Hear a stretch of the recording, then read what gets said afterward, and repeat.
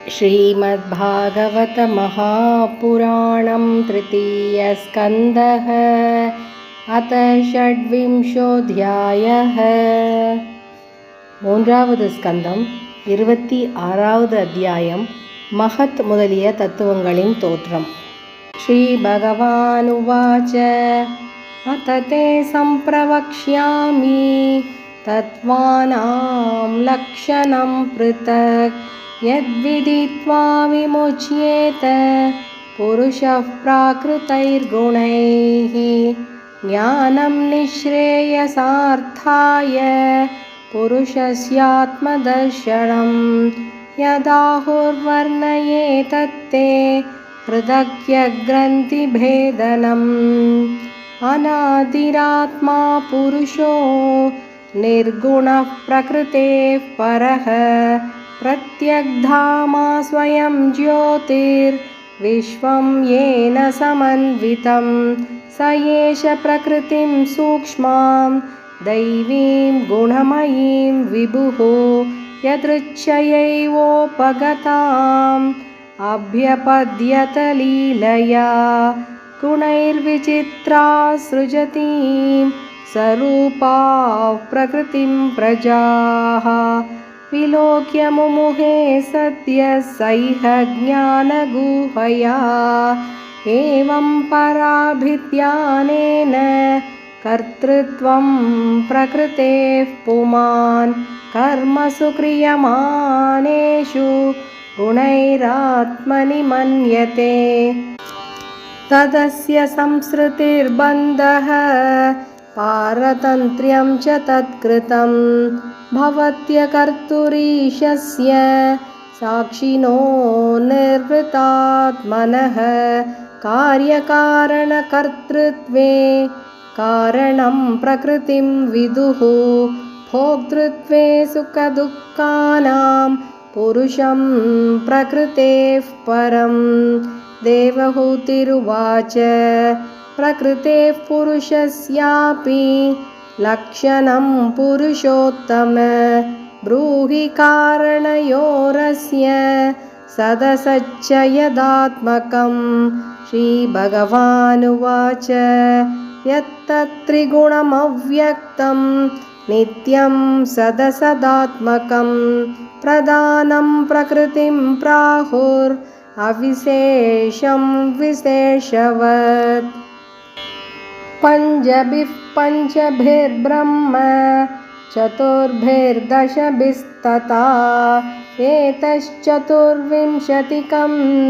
गणं प्रादानिकं विदुः महाभूतानि पञ्चैव भूराभोऽग्निर्मरुन्नभः तन्मात्राणि च तावन्ति गन्धादीनि मतानि मे इन्द्रियाणि दश श्रोत्रं त्वदृक् रसननासिकाः वाकरौ चरणौ मेढ्रं पायुर्दशम उच्यते मनोबुद्धिरहङ्कारश्चित्तमित्यन्तरात्मकं चतुर्धा लक्ष्यते भेदो वृत्त्यालक्षणरूपया एतावानेव सङ्ख्यातो ब्रह्मणः सगुणस्य सन्निवेशो मया प्रोक्तो यः कालपञ्चविंशकः प्रभावं पौरुषं प्राहुः कालमेके यतो भयम् अहङ्कारविमूढस्य कर्तुः प्रकृतिमीयुषः प्रकृतेर्गुणसाम्यस्य निर्विशेषस्य मानवी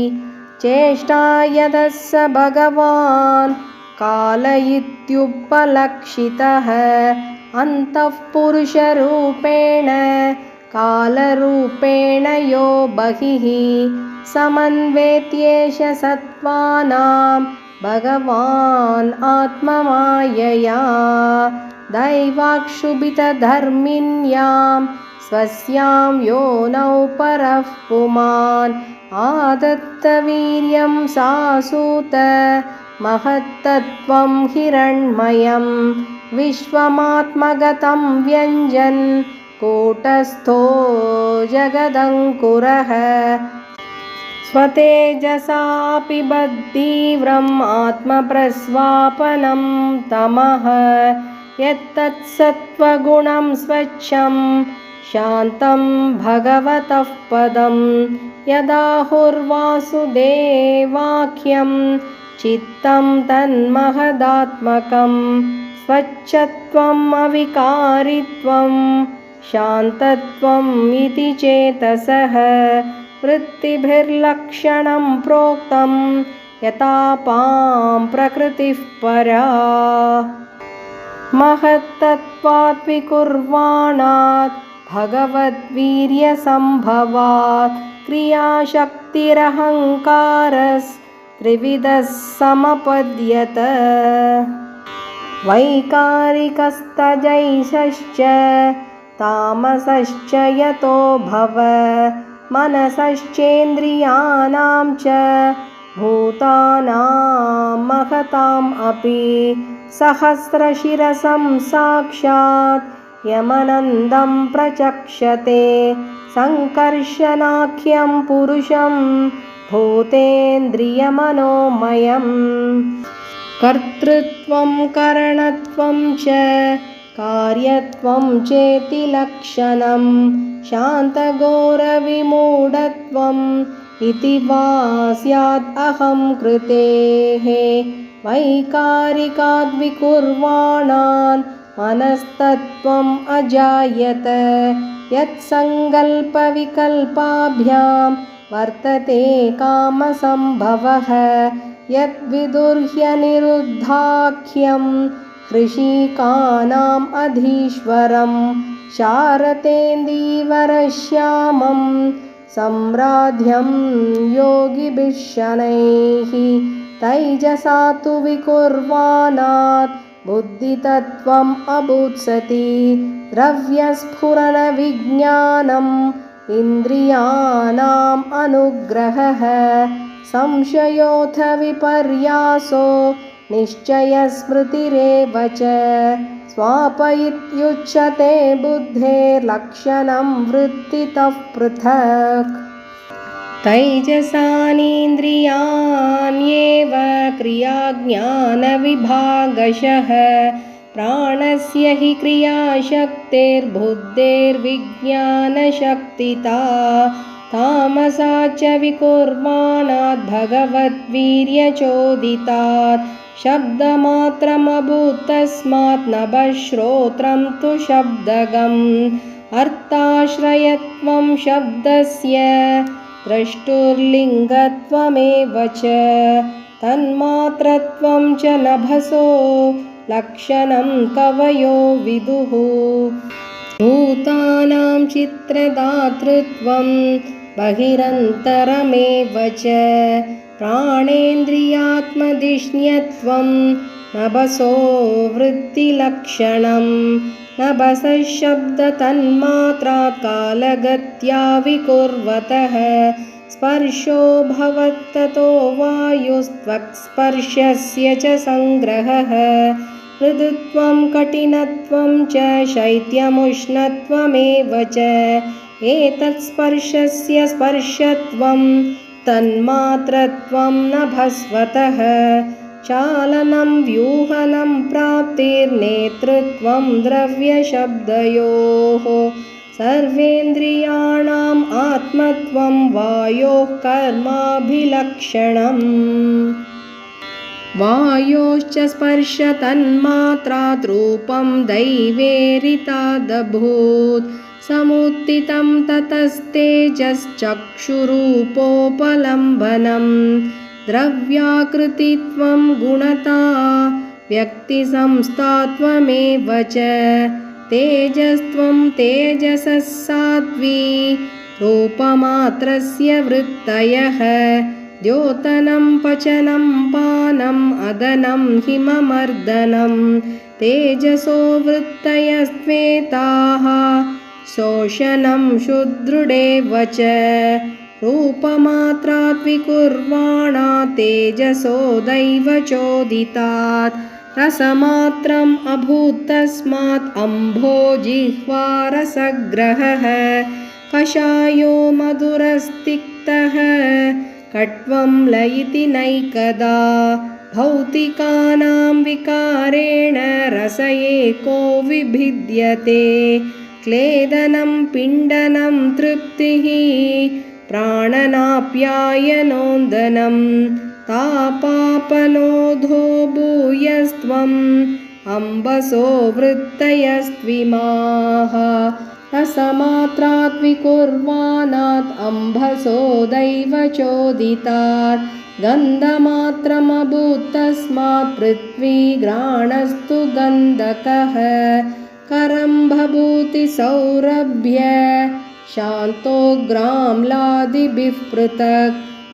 द्रव्यावयववैषम्यात् गन्ध एको विभिद्यते भावनं ब्रह्मणस्थानं धारणं सद्विशेषणं सर्वसत्त्वगुणोद्भेतः पृथिवीवृत्तिलक्षणं नभो गुणविशेषोऽर्थो यस्य तच्छ्रोत्रमुच्यते वायोर्गुणविशेषोऽर्थो यस्य तत्स्पर्शनं विदुः तेजो गुणविशेषोऽर्थो यस्य तच्चक्षुरुच्यते अम्बो गुणविशेषोऽर्थो यस्य तद्रसनं विदुः भूमेर्गुणविशेषोऽर्थो यस्य सघ्राण उच्यते परस्य दृश्यते धर्मो ह्यपरस्मिन् समन्वयात् अतो विशेषो भावानां भूमावेवोपलक्ष्यते एतान्यसंहत्य यदा महदादीनि सप्त वै कालकर्मगुणोपेतो जगदातिरुपाविशत् ततस्तेनानुविद्धेभ्यो युक्तेभ्यो अण्डमचेतनम् उत्थितं पुरुषो यस्मात् उदतिष्ठदसौ विराट् एतदण्डं विशेषाख्यं क्रमवृद्धैर्दशोत्तरैः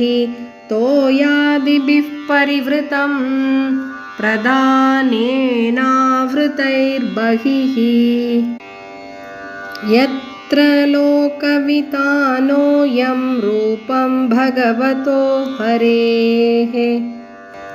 हिरण्मयादण्डकोशात् उत्थाय सलिलेशयात् तमाविश्य महादेवो बहुधा निर्बिभेदखं निरभित्यतास्य प्रथमं मुखं वाणी ततोऽभवत् वाण्यावन्निरतो नासे प्राणोतो घ्राणयेतयोः घ्राणात् वायुरभित्येताम् अक्षिणी चक्षुरेतयोः तस्मात् सूर्यो व्यभिद्येताम् कर्णौ श्रोत्रं ततो दिशः निर्बिभेत विराजत्वक्रोमश्मश्वादयस्ततः तत ओषधयश्चासन् शिश्नं निर्बिभिते ततः रेतस्तस्मादाप आसन् निरभिद्यत वैकुदं कुदादपानोपानाश्च मृत्युर्लोकभयङ्करः हस्तौ च निरभित्येतां बलं ताभ्यां ततस्वराट् पादौ च निरभित्येतां गतिस्ताभ्यां ततो हरिः नाड्योऽस्य निरभिद्यन्त ताभ्यो लोहितमावृतं नद्यस्ततः समभवन् उदरं निरभिद्यत क्षुत्पिपासे ततश्यातां समुद्रस्त्वेतयोरभूत् अतास्य हृदयं भिन्नं हृदयान्मन उत्थितं मनसश्चन्द्रमा जातो बुद्धिर्बुद्धेर्गिरां पतिः अहङ्कारस्ततो रुद्रश्चित्तं चैत्यस्ततोऽभवत् एते ह्यभ्युत्थिता देवा नैवास्योत्थापने शकन् पुनराविशुः कानि तमुत्थापयितुं क्रमात् वह्निर्वाचा मुखं भेजेनोदतिष्ठत्तदा विराट् ग्राणेन नासिके वायुर्नोदतिष्ठत्तदा विराट् अक्षिणी चक्षुषादित्यो नोदतिष्ठत्तदा विराट् श्रोत्रेण कर्णौ च दिशो नोदतिष्ठत्तदा विराट् त्वचं रोमभिरोषद्यो नोदतिष्ठत्तदा विराट् रेतसा शिश्नमापस्तु नोदतिष्ठत्तदा विराट् कुदं मृत्युरपानेन नोदतिष्ठत्तदा विराट् हस्ताविन्द्रो बलेनैव नोदतिष्ठत्तदा विराट् विष्णुर्गत्यैव चरणौ नोदतिष्ठत्तदा विराट् नाडीर्नद्यो लोहितेन नोदतिष्ठत्तदा विराट् क्षुद्रुभ्यामुदरं सिन्धुर्नोदतिष्ठत्तदा विराट् हृदयं मनसो चन्द्रो नोदतिष्ठत्तदा विराट् बुद्ध्या ब्रह्मापि हृदयं नोदतिष्ठत्तदा विराट् रुद्रोऽभिमत्या हृदयं नोदतिष्ठत्तदा विराट् चित्तेन हृदयं चैद्यः क्षेत्रज्ञः प्राविशत् यदा विराट् तदैव पुरुषः सलिलात् उदतिष्ठत यथा प्रसुप्तं पुरुषं प्राणेन्द्रियमनोधियः प्रभवन्ति विनायेन नोत्थापयितुमोजसा तमस्मिन् प्रत्यगात्मानं धिया योगप्रवृत्तया भक्त्या विरक्त्या ज्ञानेन विविच्यात्मनि चिन्तयेत् इति श्रीमद्भागवते महापुराणे पारमहंस्यां संहितायां तृतीयस्कन्धे कपिलोपाख्याने तत्त्वसमाम्नाये नाम षड्विंशोऽध्यायः। हरे नमः हरे नमः हरे नमः। गोपिका जीवनस्मरणं गोविन्द गोविन्द।